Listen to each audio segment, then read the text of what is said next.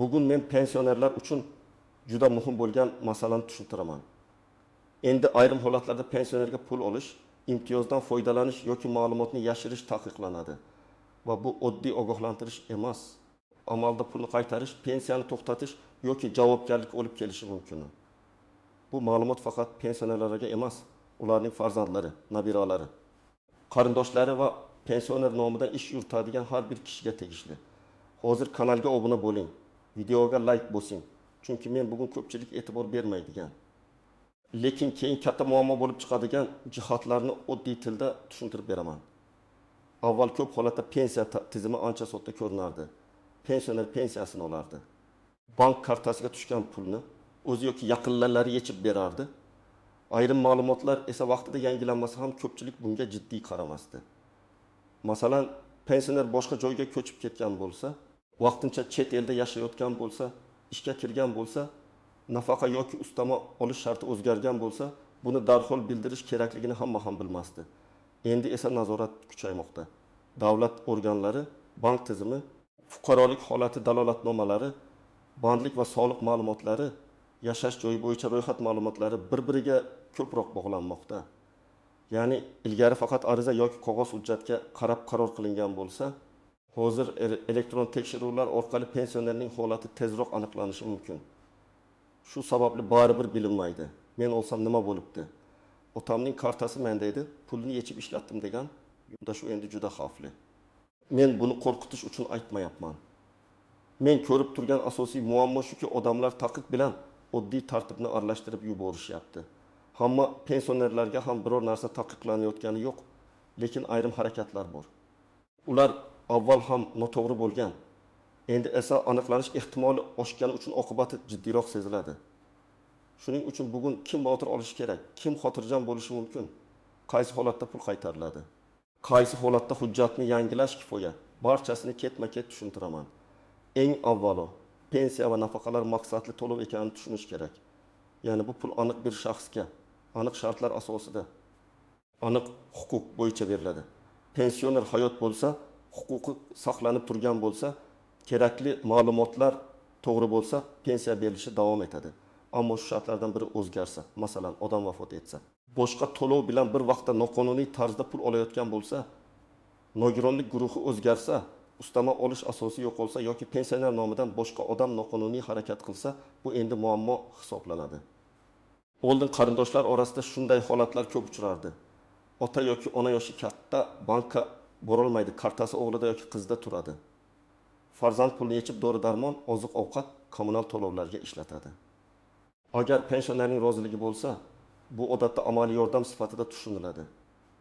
Lekin shu yerda nozik farq bor. Pensioner tirik, aqli raso rozilik bergan va pul uning ehtiyoji uchun sarflangan bo'lsa, bu boshqa masala. Ammo pensioner vafot etgandan keyin ham kartasidan pul yechish, parolni bilgan holda pensiyani olish baribir oxirgi oyligi edi deb ishlatish taqiqlanadi. Bunday pul keyin qaytarilishi talab qilinishi mumkin. Masalan, pensioner 10 aprel kuni vafot etdi. Pensiya esa 15 aprel kuni kartaga tushdi. Qarindoshi bu pul onamniki edi deb uni yechib oldi. Lekin huquqiy jihatdan bu to'lovning qaysi davr uchun berilgani, vafot sanasi va to'lov tartibi tekshiriladi. Agar ortiqcha to'lov aniqlansa, uni qaytarish talabi qo'yiladi. Ba'zi odamlar 1 million yoki 2 million so'm uchun buni arzimas deb o'ylaydi. Ammo bir necha oy davomida pul yechilgan bo'lsa, summa 1 million, 20 million, hatto undan ko'p bo'lishi mumkin. Shunda masala oddiy oilaviy yordam emas, noqonuniy mablag' olish sifatida ko'riladi. Birinchi navbatda pensioner nomidan karta, ishonchnoma yoki hujjat bilan ish yuritayotgan qarindoshlar ehtiyot bo'lishi kerak. Agar siz otangiz, onangiz, buvinggiz yoki bobongizning pensiyasini yechib bersangiz, hammasi shaffof bo'lishi zarur. Pensionerning o'zi bilishi kerak, pul qayerga ishlatilayotganini tushunishi kerak. Zarurat bo'lsa, ishonchnoma rasmiylashtirilgan bo'lishi kerak. Oddiy karta menda turibdi degan holat har doim ham xavfsiz emas. Ayniqsa oilada boshqa merosxo'rlar, aka-uka yoki opa-singillar bo'lsa, keyin kelishmovchilik chiqishi mumkin. Ikkinchi guruh, bir vaqtning o'zida bir nechta to'lov olayotganlar. Masalan, odam pensiya oladi, yana ma'lum turdagi nafaqa, kompensatsiya yoki ustama oladi. Har bir to'lovning o'z sharti bor. Ba'zilarini birga olish mumkin. Ba'zilarda esa tanlash kerak bo'ladi yoki ma'lumotlar qayta hisoblanadi. Agar pensioner menga berishyapti-ku, demak to'g'ri deb yuraversa, keyinchalik tekshiruvda ortiqcha to'lov chiqqanda men bilmagan edim degan gap hamma vaqt yordam bermaydi. Chunki fuqaro o'z holatidagi muhim o'zgarishlarni xabar qilishga majbur bo'lishi mumkin. 3-guruh ishlayotgan pensionerlar. Men alohida ta'kidlayman. Pensiya yoshidagi odamning ishlashi o'z-o'zidan taqiqlangan degani emas. Ko'p pensionerlar ishlashi mumkin, qonuniy mehnat qilishi mumkin, daromad olishi mumkin. Lekin ayrim qo'shimcha to'lovlar, imtiyozlar yoki ijtimoiy yordamlar aynan daromad bandlik holati yoki ehtiyojmandlik mezoniga bog'liq bo'lishi mumkin. Masalan, pensioner rasmiy ishga kirsa, uning ayrim ustamasi qayta ko'rib chiqilishi mumkin. Shuning uchun ishga kirgan pensioner pensiyamga tegmaydi deb taxmin qilmasligi kerak. Balki o'zining aniq to'lov turi bo'yicha tekshirtirish kerak. 4-guruh chet elga uzoq muddatga ketgan pensionerlar. Bu masalada ham ko'pchilik chalkashadi. Chet elga chiqishning o'zi hamma holatda pensiyani bekor qiladi deb aytish noto'g'ri. Lekin doimiy yashash, vaqtincha uzoq muddat qolish, ro'yxat, yashash joyi, bank kartidan foydalanish, tiriklikni tasdiqlash kabi masalalar bor. Agar tizim pensionerning haqiqatda qayerda yashayotganini, to'lovni olish huquqi saqlanganini tekshirsa, hujjatlar talab qilinishi mumkin. Demak, chet eldagi pensionerlar ham o'z holatini rasmiy tartibda aniqlashtirib qo'yish kerak.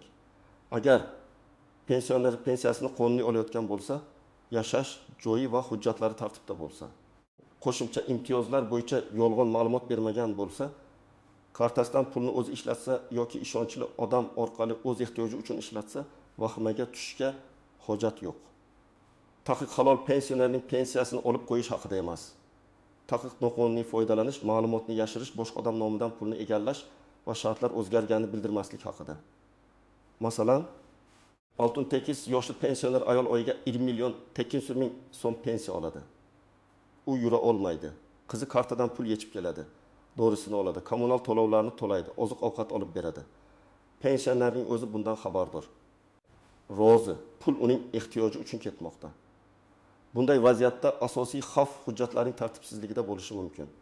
Agar keyin boshqa qarindosh pulni qizim o'ziga ishlatgan desa, isbot qilish qiyin bo'lmasligi uchun cheklarni, dorixona kvitantsiyalarini, kommunal to'lovlarni saqlab qo'yish foydali. Yana bir misol, 63 yoshli erkak pensiya oladi va yarim stavkada qorovul bo'lib ishlaydi. Ish beruvchi uni rasmiy ro'yxatdan o'tkazgan. Soliq va mehnat ma'lumotlari tartibda. Agar uning pensiya turi ishlashga to'sqinlik qilmasa, u qo'rqmasligi kerak. Lekin agar u qo'shimcha ijtimoiy yordam olayotgan bo'lsa, kam ta'minlangan yoki doimiy parvarishga muhtoj kabi mezonlar bo'yicha to'lov olayotgan bo'lsa, ishlash holati ta'sir qilishi mumkin. Shuning uchun men har doim umumiy gapga ishonmasdan, aynan o'zingiz olayotgan to'lov nomini tekshirtiring deyman. Birinchi misol. Boboning pensiyasi 2 million 300 ming so'm. Bobo kasal bo'lgani uchun kartasi nabirasida turadi. Nabir har oy pulni yechadi. 1 million so'mini dori va oziq-ovqatga ishlatadi. Qolganini keyin beraman deb o'z xarajatlariga sarflaydi. Bobo bu summani to'liq bilmaydi. Bu yerda muammo bor. Chunki pensioner puli uning shaxsiy mulki. Qarindosh yordam berishi mumkin, lekin pulni o'z ehtiyojiga ishlatishi mumkin emas. Keyin oilada nizo chiqsa, nabira men qaraganman desa ham hujjatsiz sarf isbotlanmaydi. Ikkinchi misol. Pensioner ayol vafot etdi. Lekin farzandi bank kartasidagi pensiyani yana 2 oy yechib turdi. Har oy 1 million 700 ming so'mdan jami 3 million 400 ming so'm oldi. U maraka xarajatlariga ishlatdim deydi. Maraka xarajati oilaviy masala bo'lishi mumkin. Lekin vafot etgan shaxs nomiga tushgan davlat to'lovini ruxsatsiz olish boshqa masala. Bunday holatda ortiqcha to'langan mablag' qaytarilishi talab qilinadi. Agar qasddan yashirish alomatlari bo'lsa, vaziyat yanada og'irlashadi. Uchinchi misol. Pensioner nogironlik bo'yicha qo'shimcha to'lov oladi. Keyin tibbiy ko'rikda guruhi o'zgaradi yoki qo'shimcha to'lovga asos bo'lgan holat bekor bo'ladi. Ammo pensioner yoki qarindoshlari buni bildirmaydi. Bir yil davomida har oy 500 ming so'mdan ortiqcha to'lov ketadi. Yil oxirida 6 million so'm qarzdorlik chiqadi. Odamlar shunda davlat o'zi berdi-ku deydi. Lekin to'lov sharti o'zgargan bo'lsa, ortiqcha pulni qaytarish masalasi paydo bo'ladi. 4-misol. Pensioner chet elga farzandining yoniga ketadi va 1 yildan ko'proq qoladi. kartasi O'zbekistonda boshqa qarindoshida pul yechilib turadi. Agar bu holat bo'yicha hujjatlar, vakolat va tartib aniq bo'lmasa, keyin pensionerning o'zi tirikligini, huquqi saqlanganini, pul undan rozilik bilan olinganini isbotlashga to'g'ri kelishi mumkin. Shu sababli chet elga uzoq muddat ketayotgan pensioner ketishdan oldin o'z tumanidagi pensiya bo'limi yoki tegishli ijtimoiy organ bilan maslahatlashib, qanday hujjat kerakligini aniqlashi shart. Endi eng muhim nozik joylarni tushuntiraman. Birinchidan, pensionerga yordam berish taqiqlanmaydi. Farzandning ota-onasiga pensiyani yechib berishi, bozorga borib kelishi, dorisini olishi, kommunal to'lovlarni to'lashi odatiy holat. Taqiqlanadigan narsa pensionerning roziligisiz pulni egallash, vafotidan keyin pulni olish, yolg'on ma'lumot asosida to'lov olish yoki shart o'zgarganini yashirishdir. Ikkinchidan, ishonchnoma masalasi. Agar pensioner banka yoki idoraga bora olmasa, rasmiy ishonchnoma juda foydali. Ishonchnoma hamma muammoni avtomatik hal qilmaydi, lekin vakolatni aniq ko'rsatadi. Unda kim qaysi harakatni qancha muddat davomida bajarishi mumkinligi yoziladi. Masalan, faqat pensiyani olishga vakolat berilgan bo'lsa, u odam pensioner nomidan boshqa mol-mulk masalasini hal qila olmaydi. Shu sababli ishonchnoma matnini e'tiborsiz o'qimang. Uchinchidan, karta va pin kod. Bank kartasi qulay vosita, lekin pin kodni boshqaga berish har doim xavf. Agar pul yo'qolsa yoki noto'g'ri yechilsa, keyin kim olganini isbotlash qiyin bo'ladi. Pensionerning o'zi farzandiga ishonsa ham, men baribir pul harakati bo'yicha oddiy daftar yuritishni maslahat beraman. Qaysi kuni qancha pul yechildi, nimalarga sarflandi, qancha qoldi. Bu ayniqsa katta oilalarda nizoning oldini oladi. To'rtinchidan, pensiya bilan nafaqa farqini tushunish kerak. Ko'pchilik hammasini pensiya deb aytadi. Aslida pensiya, nafaqa, kompensatsiya, ustama, moddiy yordam, imtiyozli to'lov kabi turli tushunchalar bor. Har birining sharti alohida. Masalan, yoshga doir pensiya bir tartibda, nogironlik bo'yicha pensiya boshqa tartibda. Boquvchisini yo'qotganlik pensiyasi yana boshqa tartibda belgilanadi. Bir to'lovga ruxsat berilgan narsa boshqasida cheklangan bo'lishi mumkin. Shuning uchun qo'shnim olib yuribdi degan misol huquqiy asos bo'lmaydi. 5-dan, ortiqcha to'lov har doim ham jinoyat degani emas. Ba'zan texnik xato bo'ladi. Ma'lumot kechikib yangilanadi, idoralar o'rtasida axborot vaqtida almashmaydi. Lekin ortiqcha pul aniqlansa, uni qaytarish masalasi baribir qo'yilishi mumkin. Agar odam o'zi borib xabar qilsa, hujjatlarni ko'rsatsa, vaziyat odatda ancha yengilroq hal bo'ladi. Agar yashirsa, chaqiruvlarga bormasa, noto'g'ri tushuntirish bersa, ishonch kamayadi va oqibat og'irlashadi. Endi nima qilish kerakligini aniq aytaman. Birinchi qadam, pensioner o'zi olayotgan to'lovlarning nomini bilib olsin. Faqat pensiya olaman deyish yetarli emas. Qaysi turdagi pensiya? Qo'shimcha ustama bormi? Kompensatsiya bormi? Ijtimoiy yordam bormi? Shularni aniqlang. Buning uchun tuman yoki shahar pensiya bo'limiga, tegishli ijtimoiy himoya organiga, davlat xizmatlari markaziga yoki rasmiy elektron xizmatlarga murojaat qilish mumkin. Ikkinchi qadam, hujjatlarni tartibga keltiring. Pasport yoki ID karta, pensiya guvohnomasi bo'lsa, u bank kartasi ma'lumotlari. Yashash joyi bo'yicha ro'yxat. Nogironlik yoki tibbiy xulosa bo'lsa, uning nusxasi. Ishonchnoma bo'lsa, asl nusxasi va nusxasi, bank hisobvarag'i rekvizitlari, oilaviy holatga taalluqli hujjatlar kerak bo'lishi mumkin. Hujjatlar eski, muddati o'tgan yoki ma'lumotlari mos kelmaydigan bo'lsa, avval shuni to'g'rilang. Uchinchi qadam, holat o'zgarsa kutib o'tirmang. Pensioni ishga kirsa, chet elga uzoq muddatga ketsa, yashash joyini o'zgartirsa, nogironlik guruhi o'zgarsa, parvarish qiluvchi shaxs almashsa, bank kartasi yo'qolsa, pensioner vafot etsa, bu haqda tegishli joyga xabar berish kerak. Bir oy kutaylik, o'zi bilib olishadi. Keyin boramiz degan kechikish ortiqcha to'lov yoki hujjat muammosiga olib keladi. 4-qadam, pensioner nomidan pul olayotgan odam yozma tartib yaratib qo'ysin. Men bunday vaziyatda juda oddiy usulni maslahat beraman. Har oy pul yechilgan sana, summa, asosiy xarajatlar yoziladi. Masalan, 5 may kuni 2 million so'm yechildi. Yo'lda 5 ming so'm dori, 400 ming so'm oziq-ovqat, 300 ming so'm kommunal to'lov, 200 ming so'm shifokor.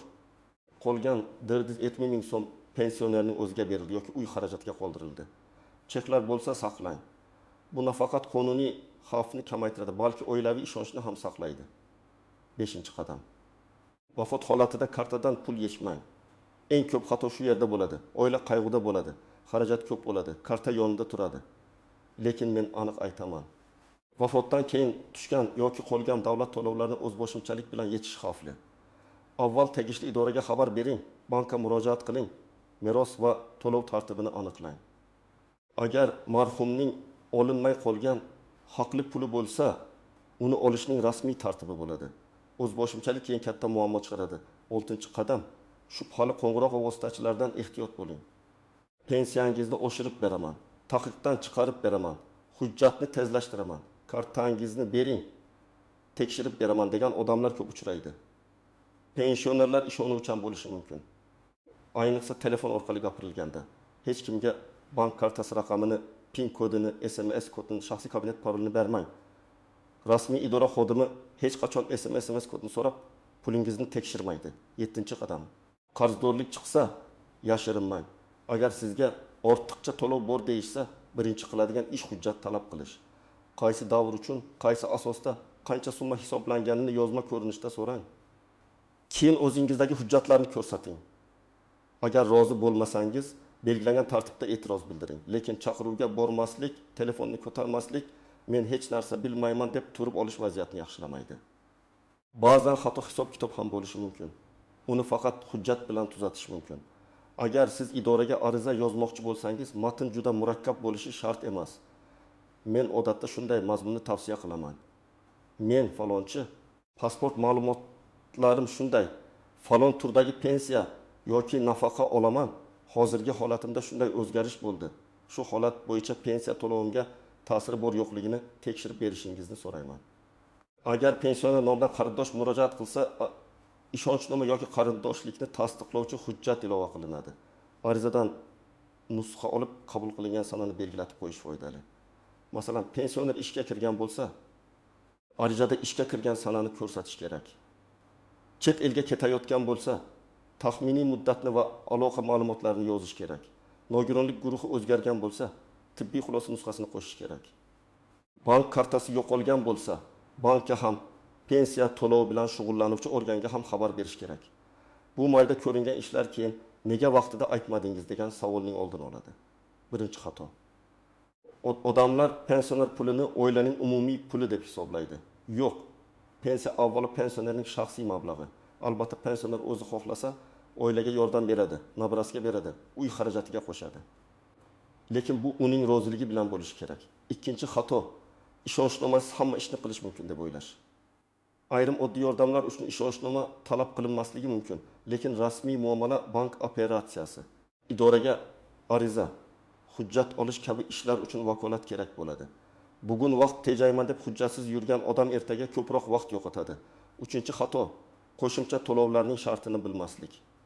Odam faqat umumiy summani biladi. Masalan, kartamga 2.600.000 tushadi deydi. Lekin uning ichida asosiy pensiya qancha, ustama qancha, kompensatsiya qancha farqini bilmaydi. Shart o'zgarganda aynan qaysi qismi to'xtashi yoki qayta hisoblanishini tushunmaydi. Men har bir pensionerga kamida bir marta o'z to'lov tarkibini aniqlab olishni maslahat beraman. 4-xato. Rasmiy javob olmay turib mish-mishga ishonish. Mahallada kimdir endi ishlagan pensionerga pensiya berilmaydi deydi. Boshqasi chet elga chiqsa hammasi to'xtaydi deydi. Yana biri kartani farzandim ishlatsa jarima bo'ladi deydi.